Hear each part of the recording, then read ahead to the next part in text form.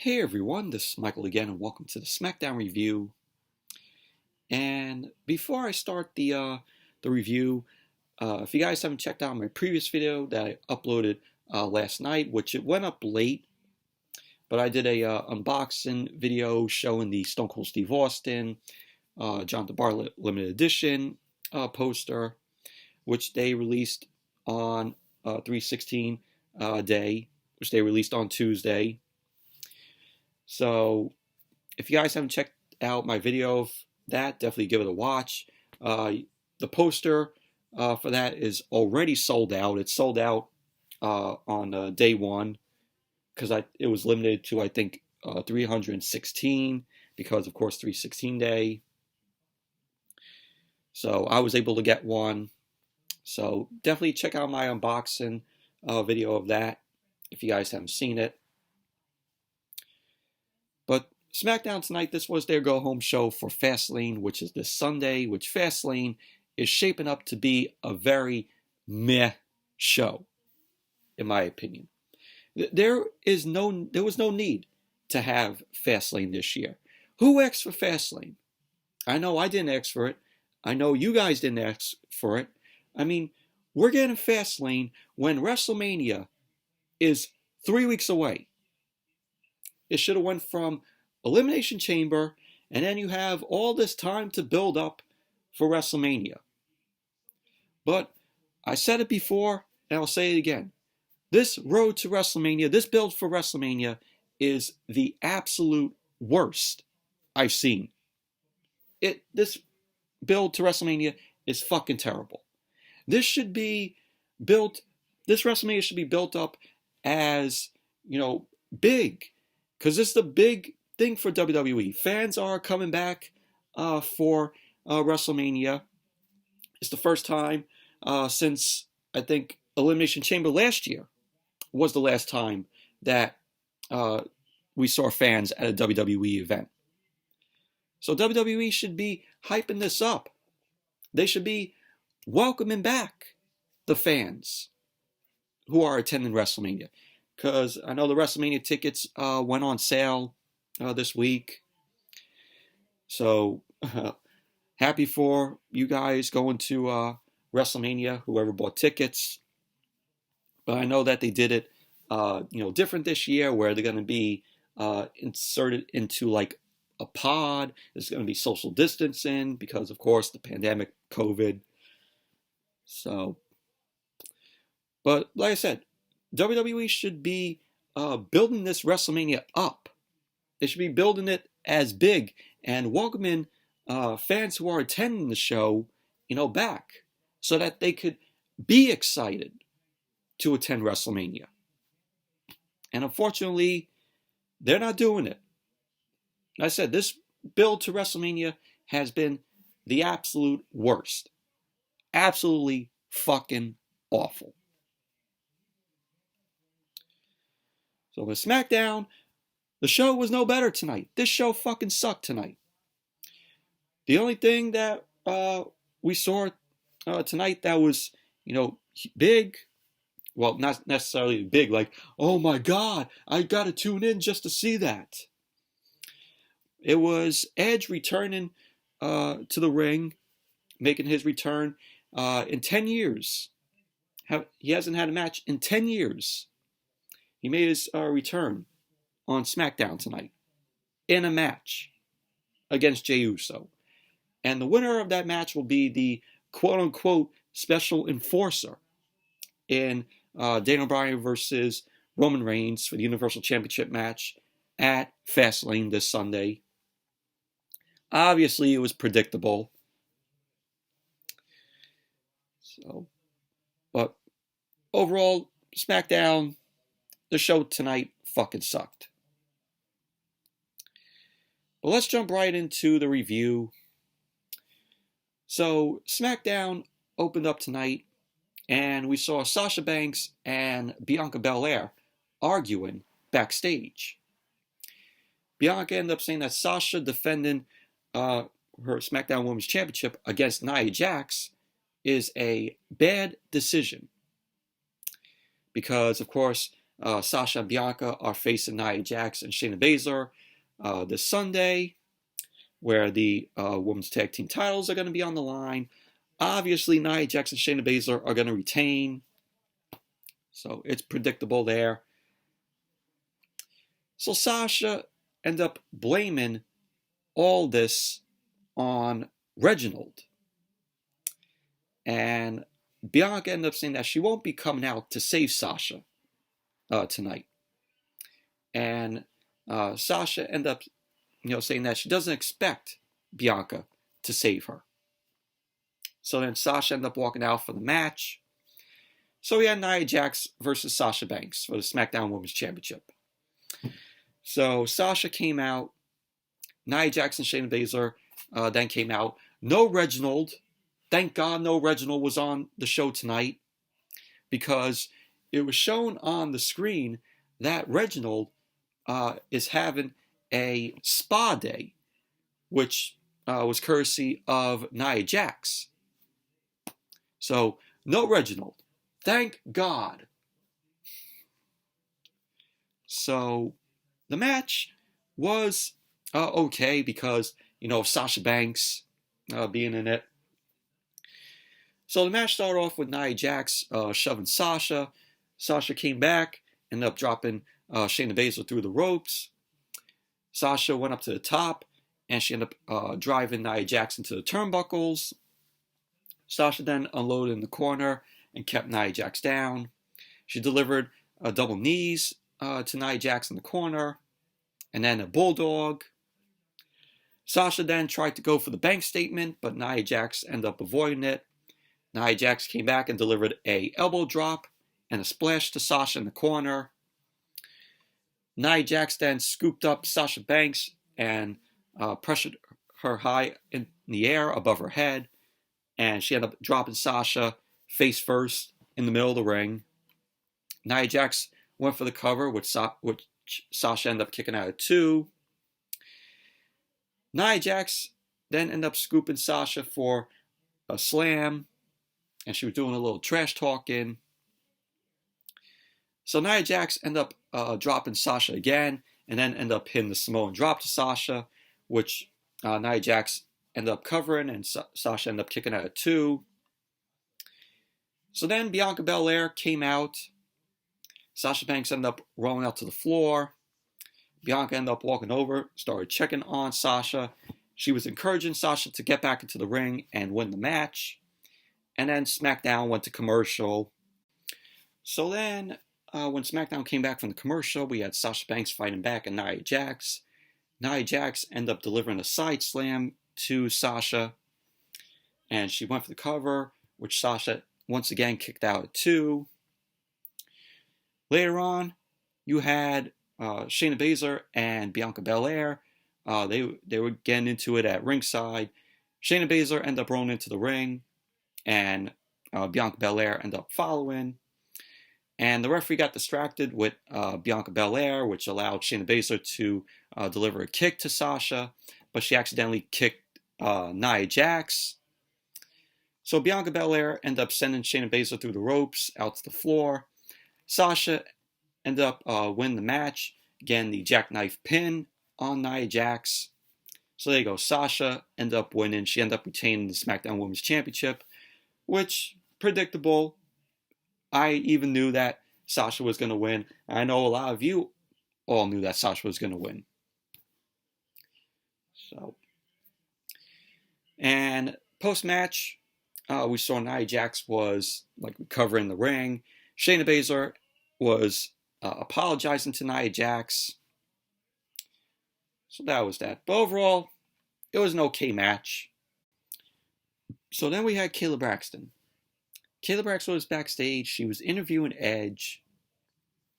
Kayla Braxton ended up asking Edge how it feels to have his first match on SmackDown in 10 years. So Edge ended up telling Kayla Braxton that it's crazy.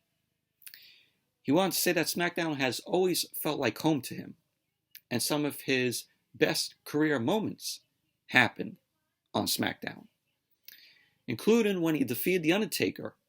He defeated The Undertaker and won the World Heavyweight Championship. he ended up saying that the worst career moment he had also happened on SmackDown, where he had to hand the World Heavyweight Championship over and retire, which of course happened 10 years ago, back in 2011. So Edge ended up saying now he's back, and it's surreal, but it also feels real. So Edge ended up going on about inserting himself into the match at FastLane, and he ended up saying that he truly feels like Daniel Bryan needs a fair shot, and that Daniel Bryan will get that if he's the special enforcer. So Edge ended up saying that Daniel Bryan's attack last week, he acknowledged it, and he ended up saying that he would have done the same thing. Edge went on to say that he feels like Jey Uso can be one of the greatest talents we've seen, but not as long as he's following in the shadow of Roman Reigns, where he will always find trouble. So that was basically what Edge had to say. So then we had Seth Rollins making his way out, and then SmackDown went to commercial. And then when SmackDown came back, we saw an Edge clip because, of course, they have to play clips because it's a moment where Edge is going to be returned in the ring on SmackDown tonight. 10 years since he last had a match, so WWE has to play some clips, from Edge's career, highlights from Edge's career. So we saw the clip of when Edge and Hulk Hogan teamed up. This took place in 2002. It was the July 4th edition of SmackDown in 2002, where him and Hulk Hogan won the Tag Team Championships, where they defeated Billy Gunn and Chuck Palumbo. If you remember, Billy Gunn and Chuck Palumbo, they were known as Billy and Chuck, which, WWE ended up creating that storyline where both Billy Gunn and Chuck Palumbo, they were having feelings for each other. They did that whole gay relationship with them. They had their own manager, Rico, which they named the quote-unquote personal stylist. And, of course, it led up to that ceremony, that famous ceremony where you had Eric Bischoff disguised as the priest, and he had a 3-minute warning come out and attack Billy and Chuck. Jamal and Rosie, which of course was Umaga. I think Jamal was Umaga. May he rest in peace. So, but we all know about that storyline, But they played that clip of when Edge and Hulk Hogan end up beating Billy Gunn and Chuck Palumbo for the Tag Team Championships. That was an awesome moment.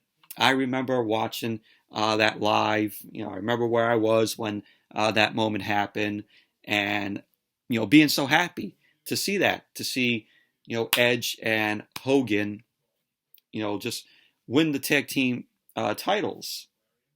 And they had a decent run with the tag team titles. But that's one moment that I never forget. Just the crowd reaction when Hogan ended up dropping the leg drop, and just winning the titles for him and Edge. That was a great moment, and that was a awesome moment that happened on the 4th of July in 2002. So, but one of my favorite moments. So then we went backstage and we saw Nia Jax. She was venting to Shayna Baszler about what happened, in her match with Sasha, where Baszler ended up accidentally, kicking Nia Jax. So Baszler ended up apologizing.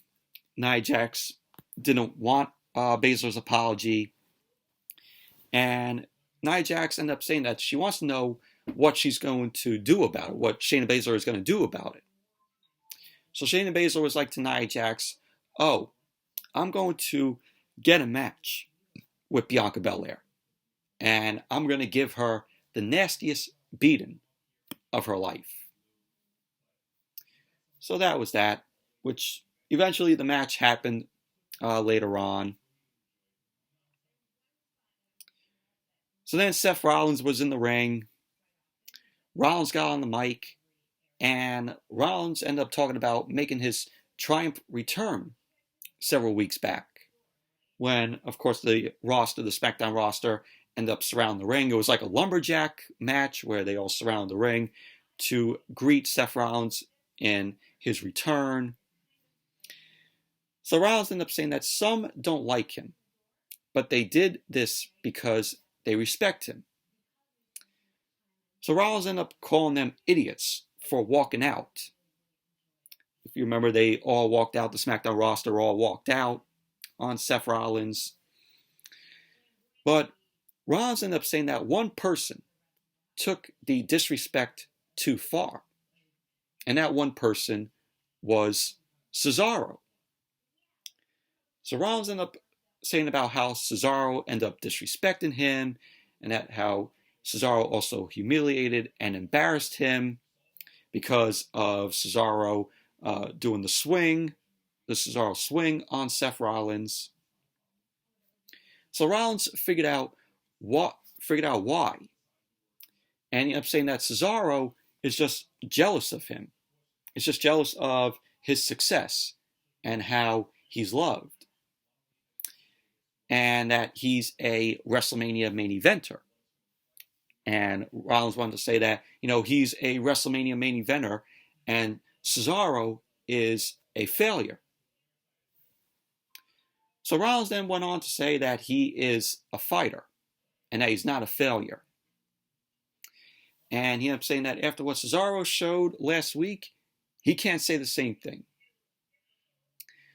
So Rollins ended up showing, a clip of how he took out Cesaro last week, where he delivered 2 stomps to Cesaro.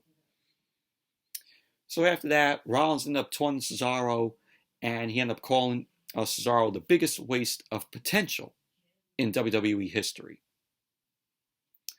And so then Shinsuke Nakamura made his way out. So Rollins was ranting about how Nakamura is disrespecting him, and he warned Nakamura to stay out of the ring and to not disrespect him.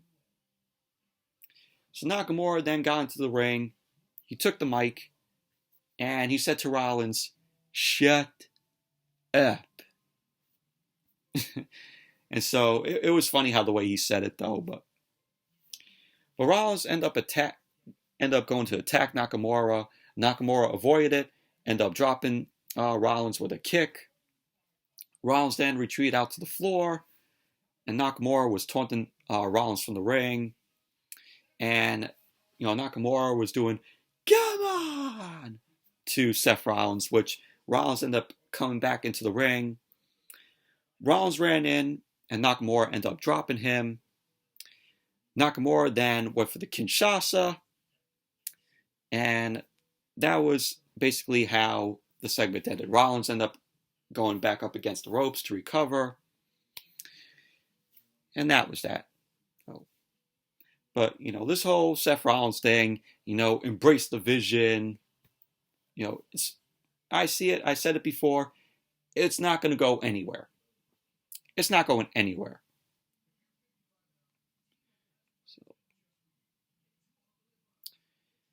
And then we had the Street Profits versus Rey and Dominik Mysterio. We had Robert Roode and Dolph Ziggler on commentary during the match. So the match started off with Montez Ford and Dominik. And, Dominik was fighting Montez Ford, but Montez ended up fighting back. Rey ended up coming in, and he ended up delivering a drop kick to Ford as, he ran the ropes. Rey ended up going for the cover, which Ford ended up kicking out at 2. Dawkins came in, and Montez Ford ended up dropping Rey. They did a double team. And at the end of the match, Rey and Dominik end up winning, where Dawkins ended up tagging back in. Montez Ford went to the top. Dawkins then ended up putting Dominik on his shoulders. And Ray ended up running in, ended up knocking Montez Ford off the top.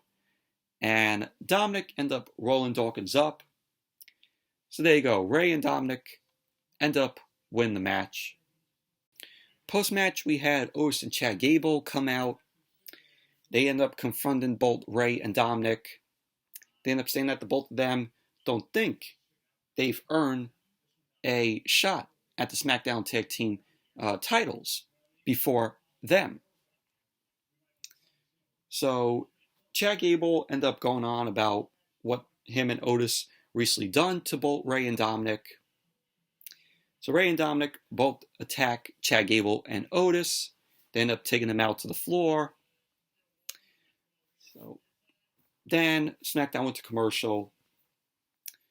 Then when SmackDown came back, we had Ray and Dominik versus Otis and Chad Gable. So both Ray and Dominik did double duty tonight.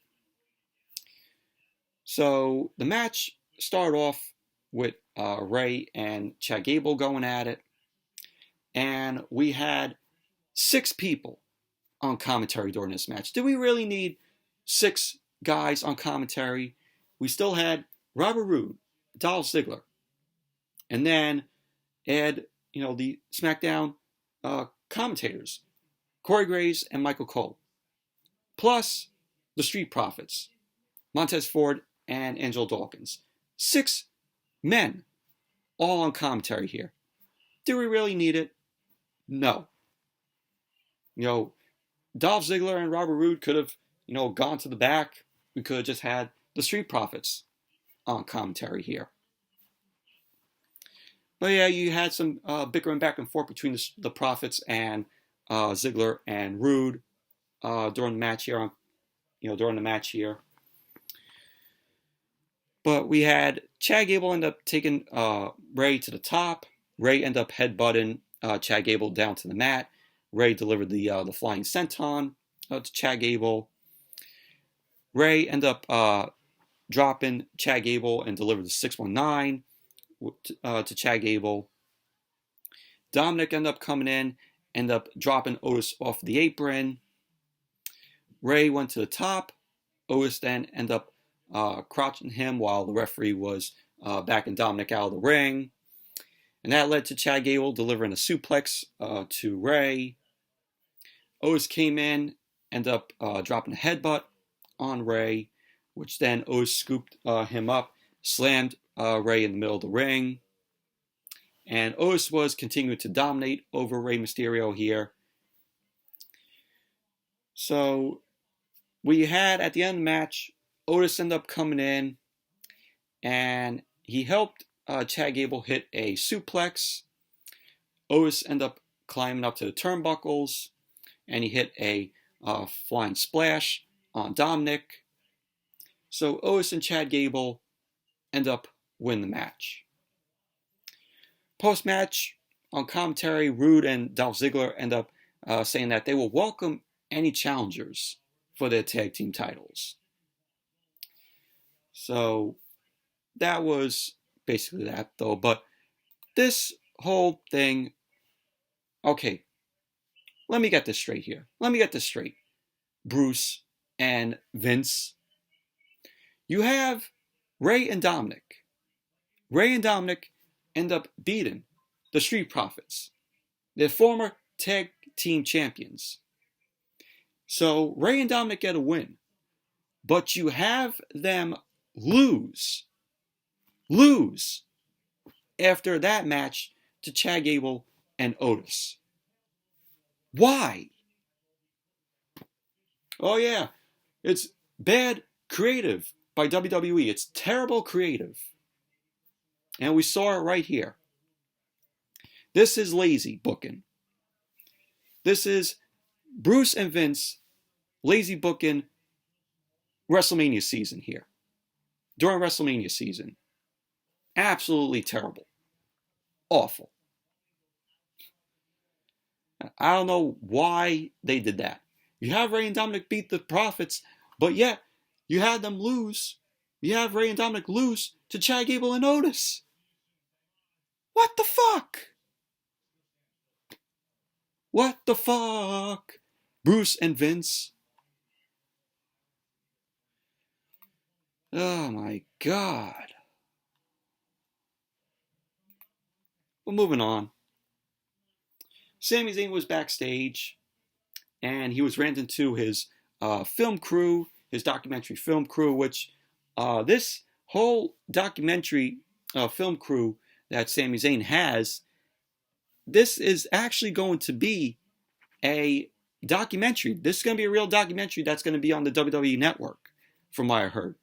So everything that you're seeing with Sami Zayn and this whole documentary film crew is going to be part of a Sami Zayn documentary on the WWE Network, which I think that's, cool, having, a documentary shoot, crew on SmackDown, filming that, along with, filming the show live. I think that's very cool. So yeah, that's all going to be part of a Sami Zayn documentary, which is going to be on the WWE Network. So Sami Zayn was ranting to his documentary crew, mentioned about him having a match with Corbin. So Kevin Owens ended up walking by. Sami Zayn ended up asking Owens if he's reconsidered about being involved with this documentary. And then Sami Zayn ends up bragging about how he's in touch with Logan Paul. Of course, mentioning big YouTubers once again. Which I highly doubt Sami end up, getting in touch with Logan Paul. They just, write that down because, oh yeah, we got to take something that's cool. We got to take Logan Paul. He has He has 1 billion subscribers on YouTube. I don't know because I don't watch Logan Paul. I never seen one Logan Paul video. So Kevin Owens ended up knowing Sami Zayn for a long time. And he asked if he's considered all this might be his fault. So Sami ended up saying that he won't take blame for anything. And he continues to blame them. But Kevin Owens ended up asking to Sami Zayn, who are them? Who are they? Sami didn't answer. So Sami ended up inviting Kevin Owens to ringside to watch his match with Corbin later on. And he ended up saying that if Owens doesn't see anything remotely suspicious, then he will drop all this conspiracy stuff. So that was that. So then we had Daniel Bryan come out.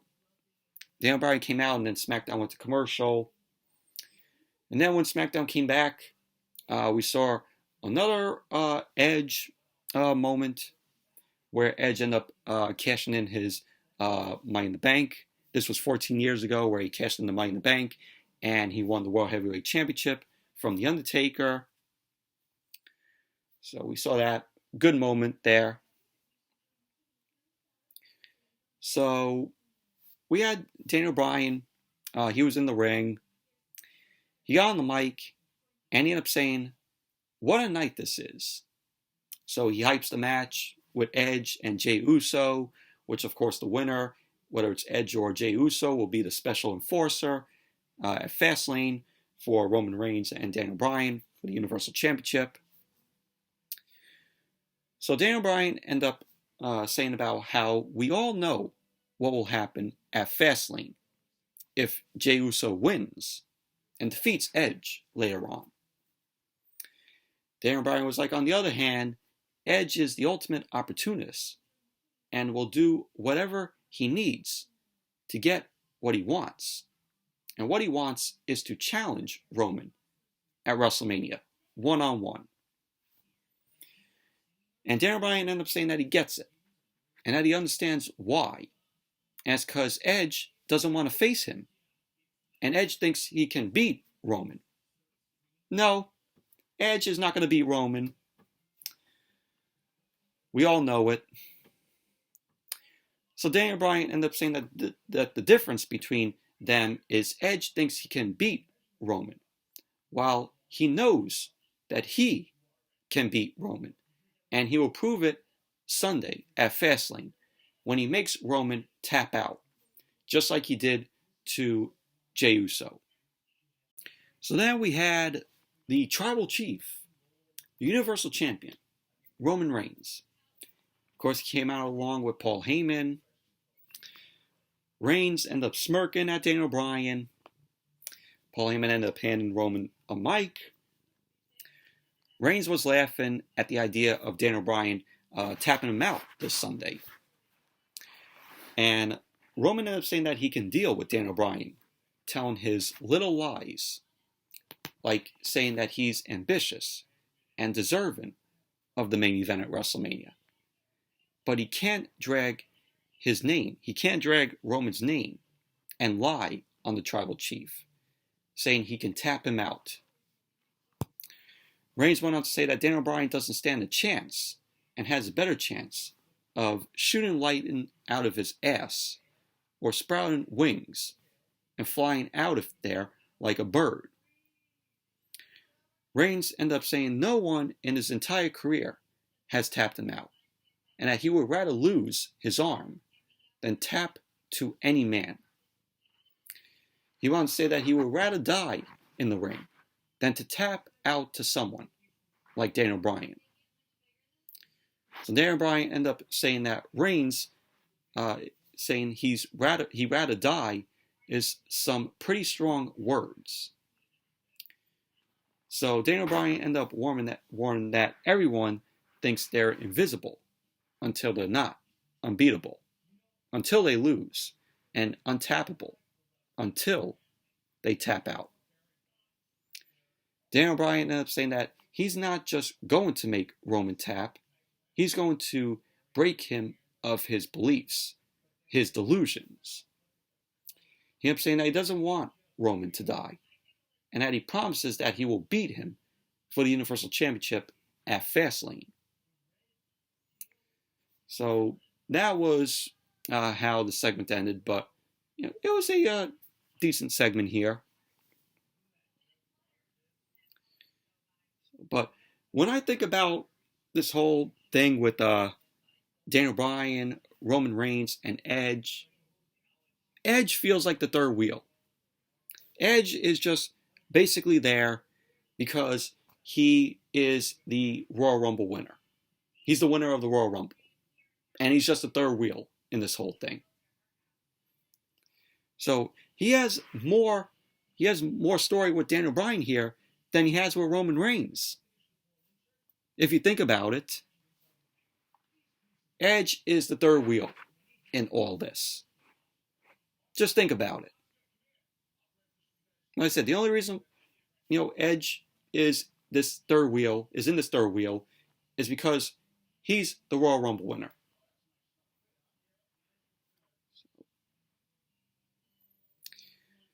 So then we had Corbin versus Sami Zayn. This was awful. Sami ended up starting off the match, striking first on Corbin, but Corbin ended up dropping him. Sami went to the ropes. The referee ended up backing Corbin off. Sami took control of the match. He ended up using the middle rope on Corbin. And Corbin ended up ducking a clothesline from Sami Zayn. He ended up hitting a clothesline of his own to Sami. And the match ended with Corbin hitting the end of days on Sami Zayn. Corbin ends up winning. Post-match, Kevin Owens, who was on commentary during the match, Kevin Owens ended up telling Michael Cole he saw nothing out of the ordinary against Sami Zayn. So Sami was arguing with the referee, and he ended up asking Owens if he saw the conspiracy stuff against him. So Owens then defended the officiating, and he ended up saying that Sami is just mad things didn't go his way. So Sami Zayn was ranting. He ended up yelling while Kevin Owens was telling him to let go of this.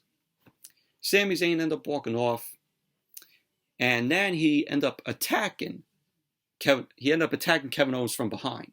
Delivered a haluva kick to Kevin Owens to his head. Sami was yelling at Kevin Owens, and that was that.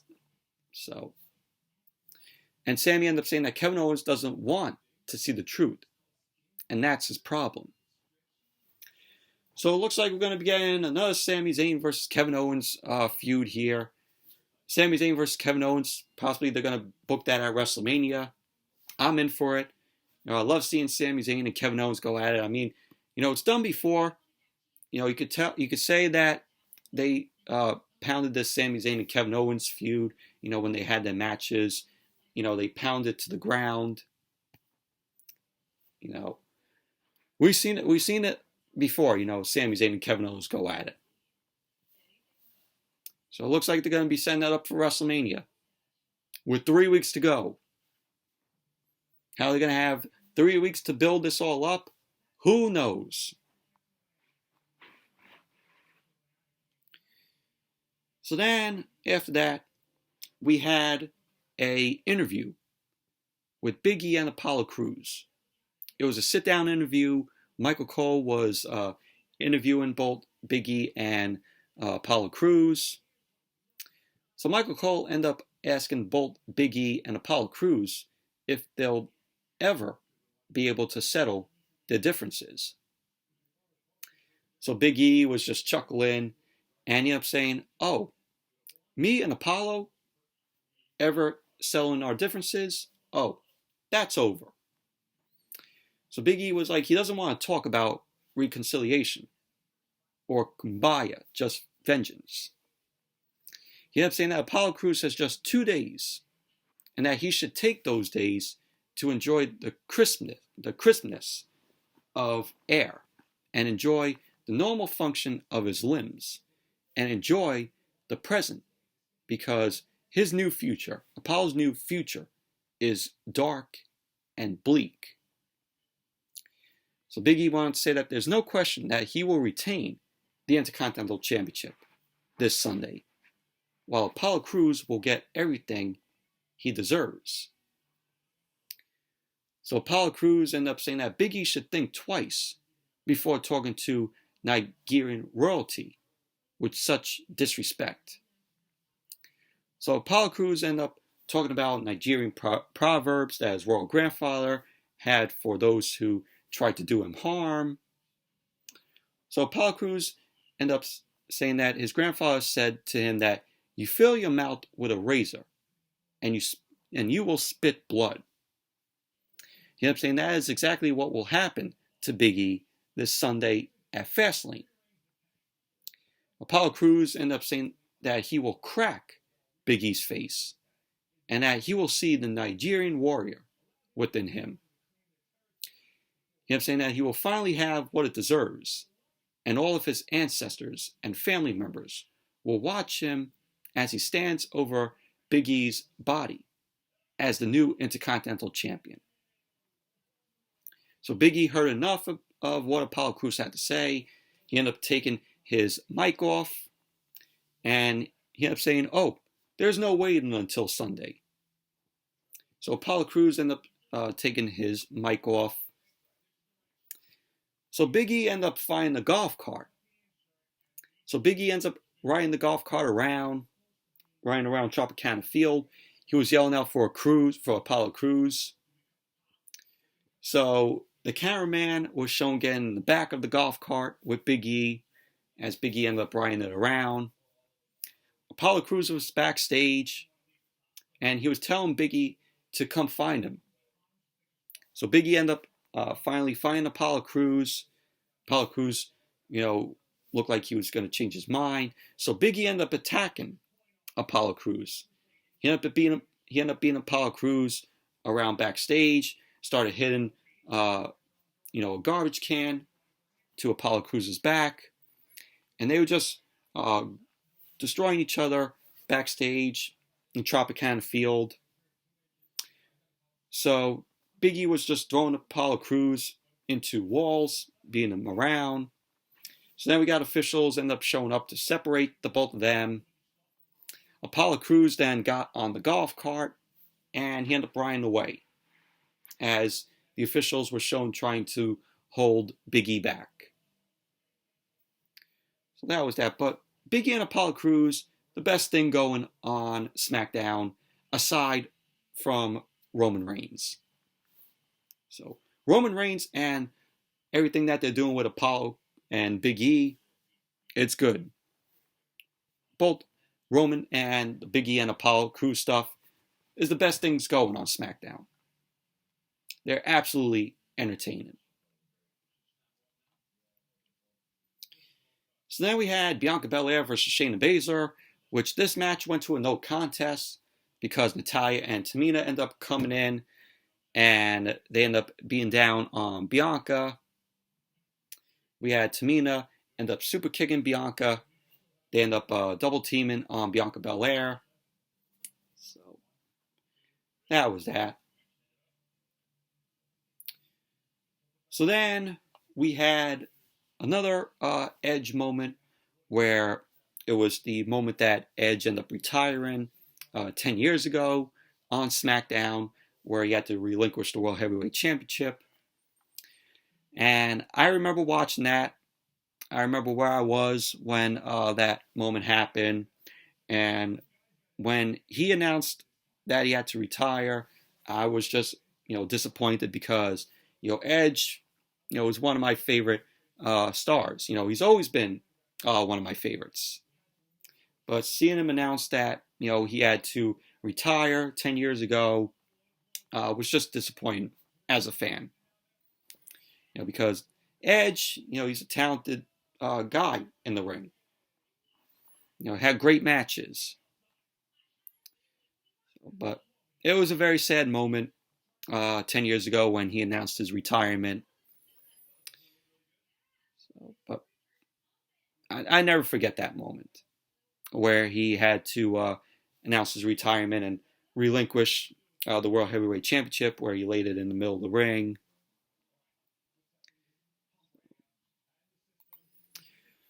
But then, after that, we had the main event, Edge versus Jey Uso. The winner will be the special enforcer for Daniel Bryan versus Roman Reigns for the Universal Championship at FastLane. And the match was just okay. This is Edge's return in the ring on SmackDown in 10 years. But at the same time, I don't know if you guys saw this or thinks of this, but Edge in the ring tonight, this is his return in a SmackDown ring in 10 years. He did not look that great here. His style in this match did not look good. I'm sorry to say. But we had Daniel Bryan on commentary here. And the match started off with Edge looking to go for a quick pin on Jey Uso. And Edge and Jey Uso ended up locking up. Edge took control, had a headlock on Jey Uso. Edge ended up dropping Jey with the shoulder, ended up grounding him. Edge ended up going to do a submission, but Jey Uso ended up reversing it. Edge kept control, and he ended up nailing a running kick to Jey Uso. Jey Uso ended up fighting back and sent Edge out to the floor.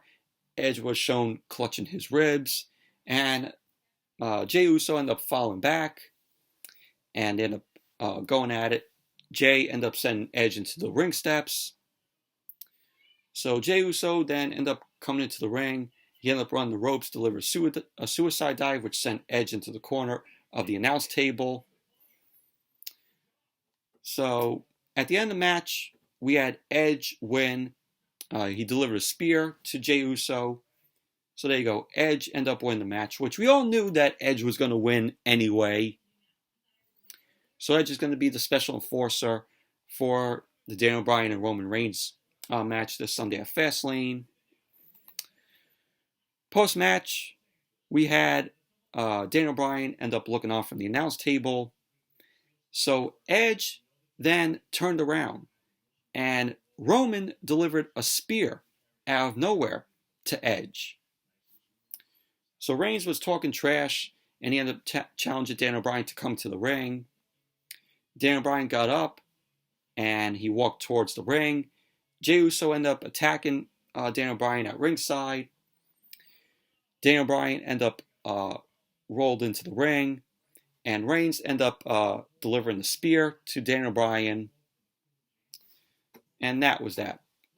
So Reigns ended up standing tall, raised the Universal Championship, and that was how SmackDown went off the air tonight.